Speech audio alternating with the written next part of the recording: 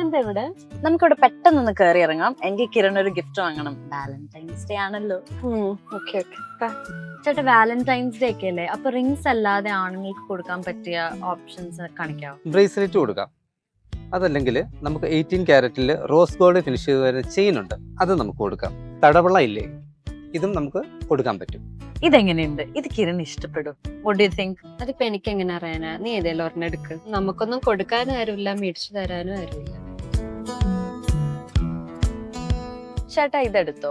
പിന്നെ പാക്ക് ചെയ്യുമ്പോഴേ to my Valentine എന്ന് പറഞ്ഞൊരു കാർഡ് കൂടെ വെച്ചേക്കണേ.